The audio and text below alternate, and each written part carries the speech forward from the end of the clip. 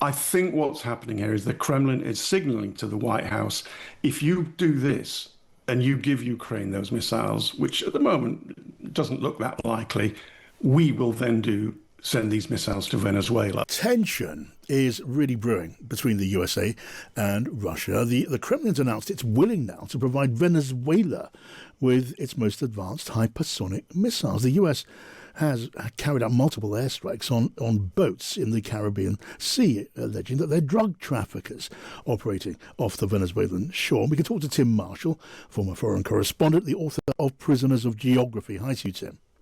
Hello, John. Hi. It's quite a story, this. The mere idea of Russia arming Venezuela with these hypersonic advanced missiles during this tense confrontation.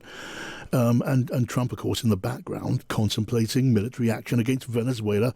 This is alarming. It is, and I think that action will take place, but I read this floating of the idea of sending long-range Russian missiles to Venezuela as actually linked to the Ukraine war. I think what's going on here is, you remember about a month ago, there was a lot of talk about whether the Americans would or wouldn't give Tomahawk missiles to the Ukrainians. These missiles would be able to strike deep behind Russia's front lines into Russia itself. And that's a bit of it's a red flag and possibly a red line for the Russians. So what I think has happened is that this was an announcement by the deputy chairman of the Defense Committee in the Russian parliament, who said he can see no obstacles, legal obstacles or political in Russia, to sending two types of missiles. One is the Caliber and the other is the Oreshnik to Venezuela, because they are asking for help. And we can go back to why they're asking for help in a moment, perhaps. Now, that just leaves it at the level of the deputy chair of the Defense Committee. It's not an official announcement by Putin. I think what's happening here is the Kremlin is signaling to the White House, if you do this and you give Ukraine those missiles, which at the moment doesn't look that likely, we will then send these missiles to Venezuela. But that would be a massive red line for the Americans. That's what the 1962 Cuban Missile Crisis was all about. Yes, and we're talking here about a possible sort of proxy massive escalation between these two powers. But I don't think it's going to happen. No.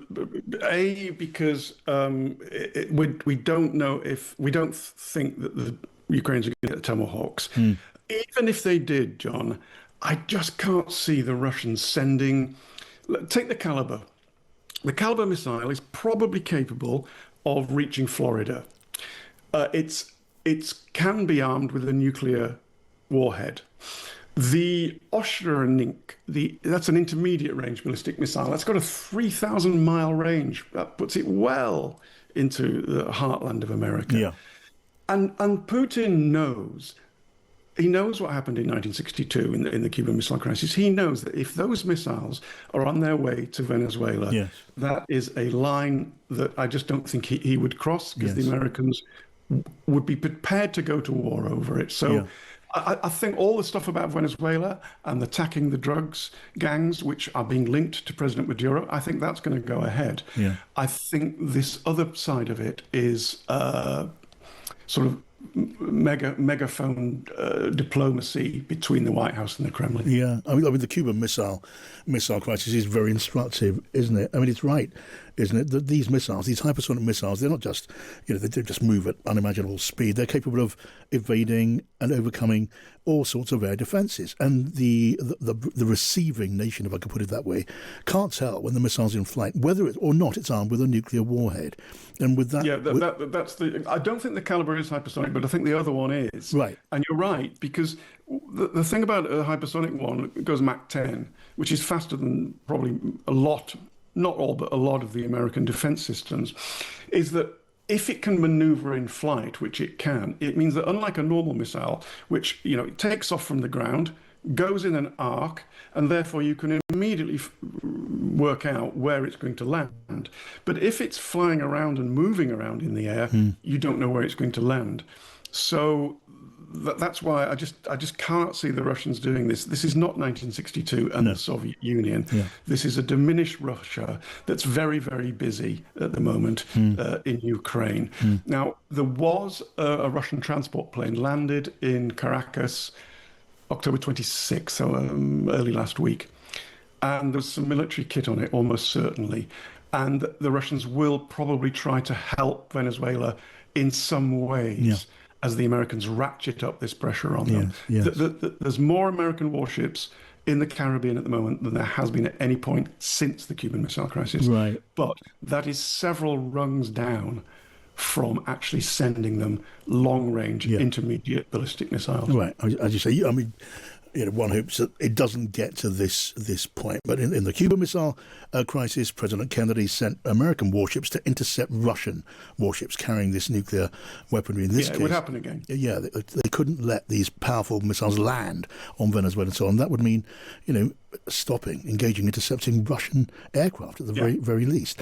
Now, meanwhile, at the beginning of the conversation, you said you thought there would be American military action, and you just pointed out that in the Caribbean Sea, you've got the most powerful of America's task forces. You've got aircraft carriers, warships, aircraft, and all of the rest of it. Now, I guess we don't know the answer to the next question, Tim, but where's this going to go where America is concerned? Because, the talk now is of Donald Trump wanting regime change in Venezuela to get rid of Nicolas Maduro. I mean, he's also got the choice of acting against Venezuela's air defences with the idea of lesser damage. And that is a big question still, not to mention the legality. I'm pretty confident that there will not be an invasion of Venezuela. I mean, they've got about 10,000 troops that they've put near it, but it's twice the size of Iraq. It's terrain that you don't want to fight in. Trump is not a president that wants to start new wars. So what is going on? You don't need an aircraft carrier to do an anti-drugs mission. So it's clearly more than just hitting. At the moment, they've had about 12 airstrikes in international waters. This is important. And they've killed about 60 people, they say, were drug traffickers on the fast boats. But you don't need an aircraft carrier and a B-2s and all the rest of it for that. So I think they're going to go up a notch, which is possibly striking inside Venezuelan waters, possibly even on Venezuelan land.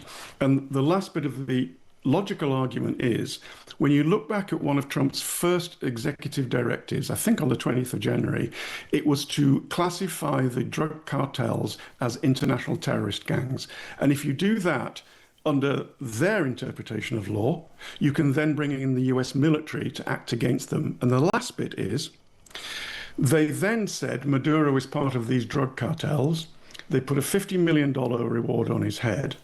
And so consequently, you can go up another notch by saying, therefore, he's an international terrorist and military action can be legally used against him.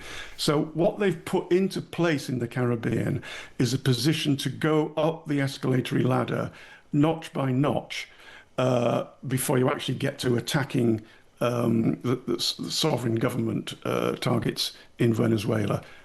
Invasion, no, but change in behaviour, yes. Regime change, maybe. All right, Tim Marshall, great to talk to you, and thanks so much for that really, really helpful briefing.